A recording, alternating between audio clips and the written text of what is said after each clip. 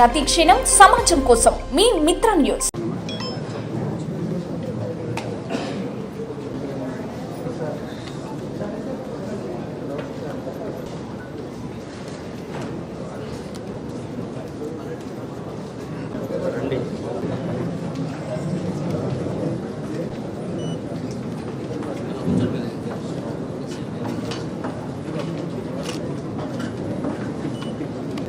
ఇందులో ముఖ్యంగా ఈ సమ్మర్లో మన జిల్లాలో త్రాగునీటి డ్రింకింగ్ వాటర్ సిచ్యుయేషన్ మీద, తర్వాత వ్యవసాయానికి వచ్చేటప్పటికి ఈ పంటల పరిస్థితి మీద, అదేవిధంగా రైతు భరోసా, తర్వాత మిగిలిన కార్యక్రమాల మీద, తర్వాత జిల్లాలో ఈ సమ్మర్లో పవర్ సిచ్యుయేషన్ మీద సమీక్ష పెట్టడం జరిగింది.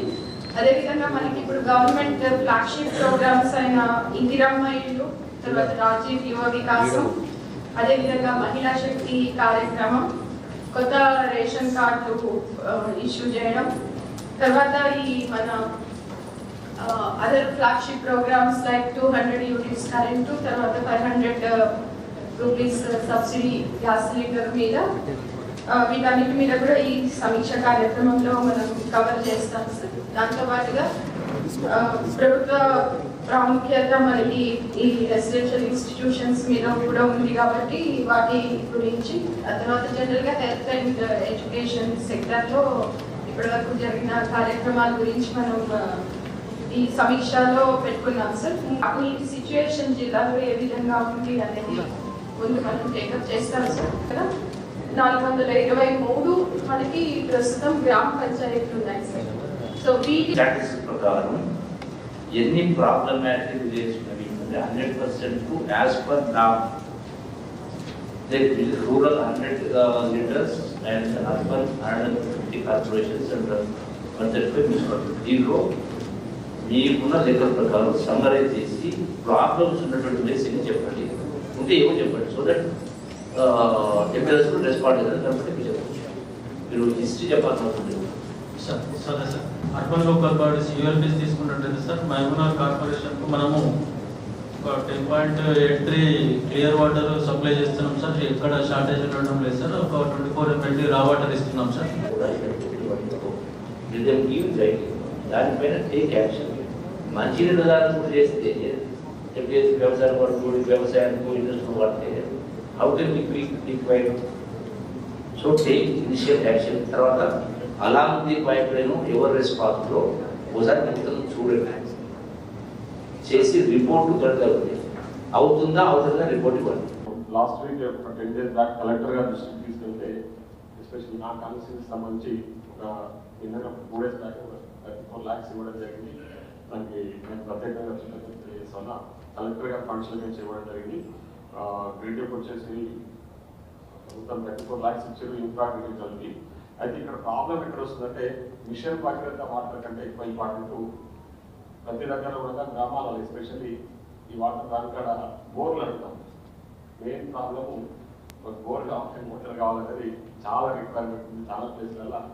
మనం ఒకటి ఫుల్ఫిల్ చేయగలిగితే, ఎందుకంటే చాలా ప్లేస్లలో ఇది కొన్ని టాలెంట్ ఎడ్యుకేషన్స్ ఉంటాయి, అక్కడ వస్తుంది వాటర్. అంటే ఇప్పుడు నేను పెట్టే గ్రామాలు కూడా అవి తాటికొండ ఒకటి, తర్వాత జింకరాల గ్రామాల్లో కంప్లీట్గా ఈ మిషన్ వరకు వాటర్ రావడం జరిగినందుకే ఈ మొన్న ఒక కొన్ని ఫండ్స్ శాంక్షన్ చేసారు. కానీ మెయిన్గా చాలా గ్రామాలలో బోర్లు అడుగుతాం. ఈ రోజున మహబూబ్నగర్ జిల్లా కేంద్రంలో సమీక్ష నిర్వహించడం జరిగింది. కలెక్టర్ గారు ఇతర అధికారులందరితో, ప్రజాప్రతినిధులతో. ఇందులో ప్రధానంగా మంచినీటి సమస్య పైన సమీక్ష నిర్వహించడం జరిగింది. ఈ సంవత్సరం ఎండాకాలం సంబంధించి మంచినీటి సమస్యకు రిజర్వాయర్ల నీళ్లు ఉన్నవి, ఇబ్బంది ఏమీ లేదు. కాకపోతే మెయింటెనెన్స్లో కొన్ని లోపాల కారణంగా అక్కడక్కడ కొన్ని చిన్న చిన్న ఇబ్బందులు వస్తున్నాయి. వాటిపైన జిల్లా యంత్రాంగానికి ఆదేశం జరిగి వాటిని ఇమ్మీడియట్గా తక్షణమే రెక్టిఫై చేసే కార్యక్రమం చేయాలి. ఇది కాకుండా ఎక్కడైనా అత్యవసర పరిస్థితి మంచినీటి సమస్య వస్తే దానికి సంబంధించి జిల్లా కలెక్టర్ దగ్గర తక్షణ అవసరాల కోసం ₹1 కోటి ఇప్పటికే గౌరవ ముఖ్యమంత్రి గారు పెట్టడం జరిగింది. దీనికి అదనంగా గౌరవ శాసనసభ్యులు కావచ్చు, ఇతర ఫండ్స్ ఇచ్చి ఎస్డీ ఫండ్స్ ద్వారా కూడా కొంత మంచినీటి సౌకర్యం కోసం వాడుకునే కార్యక్రమం చేయడం జరుగుతుంది. ఒకటి రెండవది సివిల్ సప్లైస్ పైన కూడా సమీక్ష చేయడం జరిగింది. ప్రధానంగా రైతాంగానికి సంబంధించి ఏదైతే వరి కొనుగోలు ఉందో ఈ వరి కొనుగోలుకు సంబంధించి రైతులు మార్కెట్కు ధాన్యం తెచ్చిన తర్వాత అక్కడనే వాళ్ళ తూకం వేసిన తర్వాత అక్కడనే రసీదు ఇవ్వాలా, ఎన్ని క్వింటాల్ల వడ్లైనవి, ఎన్ని బస్తాలు, దానికి మద్దతు ధర ప్రకారం ఎన్ని రూపాయలు వస్తుంది రిసీట్లు అక్కడే విధిగా ఇవ్వాల్సిన అవసరం చెప్పడం జరిగింది. దాన్ని 100% తూచా తప్పకుండా అమలు చేయాల్సింది చెప్పని కలెక్టర్ గారిని ఆదేశం జరిగింది. ఒకసారి తూకమే రసీదు తర్వాత మళ్ళీ రైతులు రైస్ మిల్లు దగ్గరకోబోయో పైరవీలు చేసో పడిగాపులు కాసో దాని మళ్ళీ 5% 10% తేమని తాళని రకరకాల కోతలు కొయ్యడానికి వీల్లేదు. ఇది ఈ నిర్వహణ పర్ఫెక్ట్గా చేయడం కోసం ఒక్కొక్క సెంటర్ కొనుగోలు కేంద్రంలో ఒక్కొక్క అధికారిని స్పెషల్గా కూడా నియమించమని చెప్పడం జరిగింది.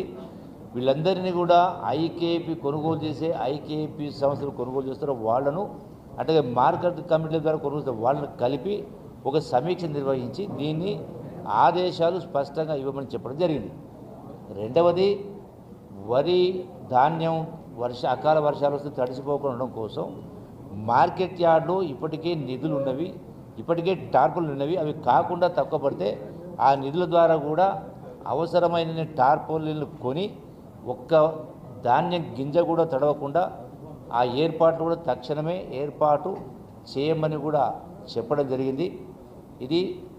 దీనికి సంబంధించి దీంతో పాటుగా రైస్ మిల్లర్కి సంబంధించి గత ప్రభుత్వం ఉన్నప్పుడు వడ్లు ఇస్తే ఆ వడ్లు వాళ్ళు వడ్లు తీసుకుపోయే మిల్లర్లు వాటి మిల్లింగ్ చేసి బియ్యం పెట్టక వాళ్ళు అమ్ముకునే కార్యక్రమం చేసి అటువంటిది ఇప్పటికీ కూడా ఇంకా 150 కోట్ల రూపాయలు ఆ మిల్లర్ నుంచి డబ్బు రావాల్సి ఉంది.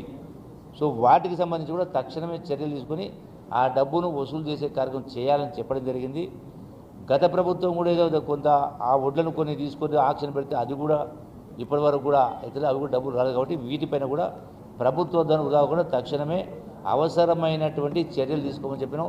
అవసరమైతే క్రిమినల్ చర్యలు కూడా తీసుకోమని చెప్పని కూడా స్పష్టంగా ఆదేశించడం జరిగింది. దీంతో పాటుగా ఈ యొక్క 500 రూపాయల బోనస్కు సంబంధించి కూడా జిల్లాలో ఇంకా చాలామందికి వివిధ పొరపాట్ల వల్ల కరెక్ట్గా సర్వే చెయ్యకనో, పేరు తప్పువడో, ఆధార్ నెంబర్ తప్పువడో, రేషన్ కార్డు తప్పువడో, లేదంటే కంప్యూటర్ డేటా ఎంట్రీ చేయకనో చాలామంది కొన్ని మిస్ అయిపోయినాయి. వాటిని కూడా వచ్చేటువంటి 15 రోజుల్లో ఇంటింటికి ప్రభుత్వ అధికారులను పంపించి తక్షణమే ఒక ప్రొఫార్మ్ తయారు చేసి ఆ సమాచారం కూడా 10 రోజులు తెప్పిస్తే దానిపైన ప్రత్యేక మళ్ళీ సమావేశం పెట్టి అర్హత ఉన్న ప్రతి ఒక్కరికి కూడా ఆ గ్యాస్ సబ్సిడీ కూడా ఇచ్చేటువంటి ఏర్పాటు చేయడం జరుగుతుంది. అట్లాగే రేషన్ కార్డ్స్లో కొత్త రేషన్ కార్డ్స్ కూడా ఇవ్వబోతా ఉన్నాం. వాటి కార్డ్స్ కూడా కొత్త రేషన్ కార్డ్స్ కూడా ఇచ్చేటువంటి ఏర్పాటు చేస్తూ ఉన్నాం.